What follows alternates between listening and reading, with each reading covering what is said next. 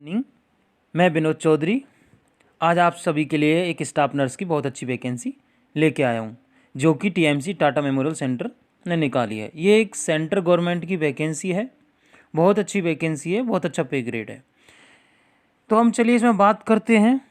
इसमें अलग अलग लेवल, अलग अलग कैटेगरी की स्टाफ नर्स की वैकेंसी हैं। तो इसमें जो स्टाफ नर्स की वैकेंसी हैं, nurse A, nurse B and nurse C, तीन कैटेगरी में है। ये तीन कैटेगरी इसलिए बांटी हैं और डिपेंड ऑन एक्सपीरियंस। जिसको ज़्यादा एक्सपीरियंस है उसकी अलग कैटेगरी है, उसके एक्सपीरियंस के हिसाब से कैटेगरी टीएमसी ने बांटी हैं। हम बात करते हैं नर्स ए। तो इस नर्स ए में जो वैकेंसी हैं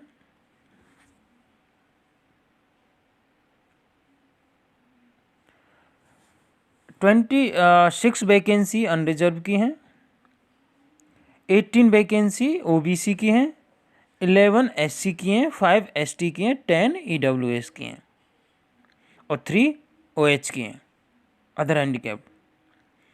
लेवल पे ग्रेड है इसमें 7 है, जो नर्स ए ग्रेड है। ये लेवल है 4600 पे ग्रेड है, बिल्कुल एम्स की जैसा है।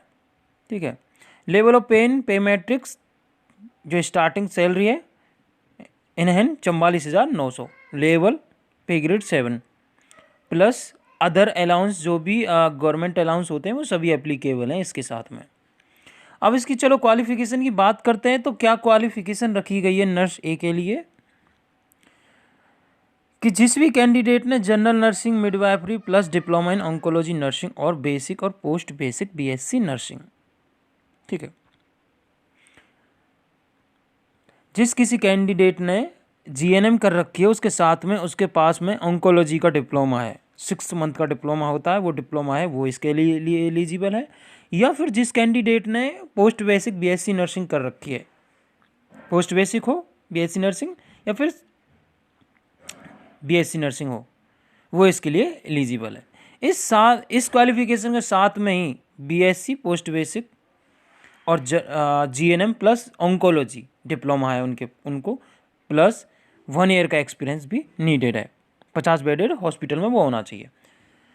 जीएनएम वाला उसके पास में डिप्लोमा 1 साल का एक्सपीरियंस, और बीएससी नर्सिंग वाला उसको ऑन्कोलॉजी डिप्लोमा की ज़रूरत नहीं है, बट साथ में 1 साल का एक्सपीरियंस होना चाहिए।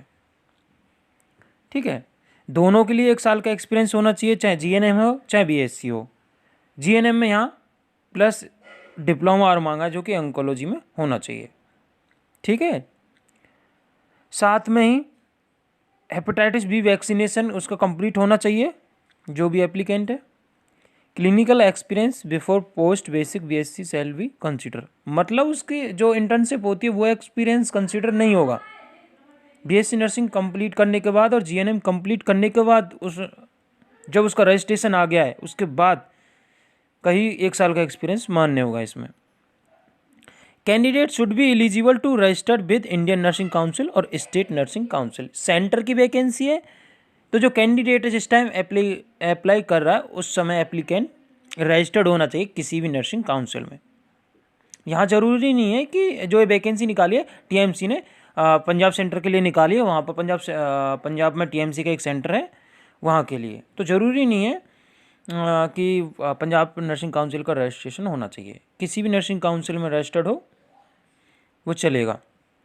Candidate who have done diploma in nursing oncology in TMC and serve the entire बॉर्न period will be given relaxation age of 5 year. जिसने पहले टीएमसी से या यहाँ काम किया है या उसके पास डिप्लोमा है या उसने बॉर्न पीरियड 5 ईयर का किया है यहाँ सर, उसके लिए अब दोबारा से अप्लाई करा तो उसके लिए 5 साल का रिलैक्सेशन यहाँ दिया जाएगा। जनरल नर्सिंग और आगे क्या है, general nursing and midwifery and basic और post basic BSc nursing should be recognized by Indian. उसने जो नर्सिंग किया है जीएनएम किया है वो एक वैलिड ऑर्गेनाइजेशन से और जो रजिस्टर्ड होना चाहिए आईएनसी या फिर स्टेट नर्सिंग काउंसिल से।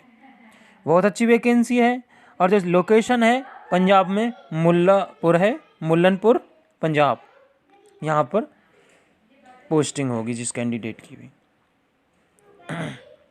नेक्स्ट है नर्स बी, उसमें 10 वैकेंसी अनरिजर्व की हैं, 5 ओबीसी के, 4 एससी के, 2 एसटी की और 3 ईडब्ल्यूएस की। 7 पे ग्रेड है, सेम सैलरी है और पे बैंड पे ग्रेड इसमें 4800 है। ठीक है, सैलरी थोड़ी ज़्यादा है नर्स ए से। और लास्ट एज लिमिट है 35, नर्स ए वालों के लिए 30। तो इसमें क्वालिफिकेशन क्या रखी गई है नर्स बी में? General nursing midwifery plus diploma in oncology same, और BSc nursing post basic nursing. 6 year का एक्सपीरियंस होना चाहिए इसमें, क्लिनिकल एक्सपीरियंस जो होना चाहिए कैंडिडेट के पास में वो 6 ईयर का एक्सपीरियंस होना चाहिए। नर्स ए वालों के लिए 1 साल का, नर्स बी वालों के लिए 6 ईयर का एक्सपीरियंस होना चाहिए। सेम और अदर फॉर्मेलिटीज सेम है। हेपेटाइटिस बी का इम्यूनाइजेशन होना चाहिए उसका, और आईएनसी और स्टेट नर्सिंग काउंसिल से रजिस्टर्ड होना चाहिए। नेक्स्ट है, बहुत अच्छी वैकेंसी है ये वाली। नेक्स्ट है नर्स सी, अनरिजर्व की इसमें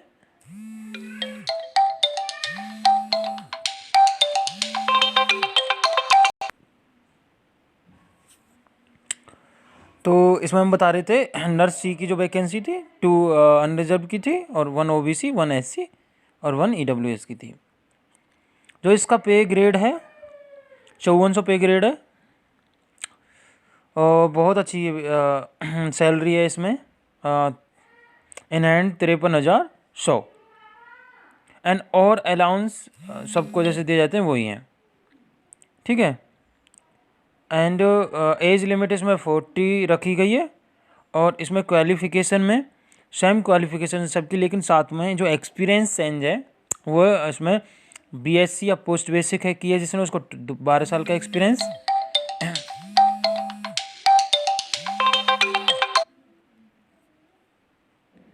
और आपका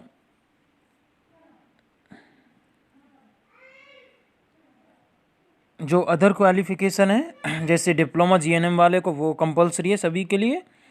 साथ में वैक्सीनेशन में हेपेटाइटिस बी का वैक्सीनेशन होना चाहिए सबका।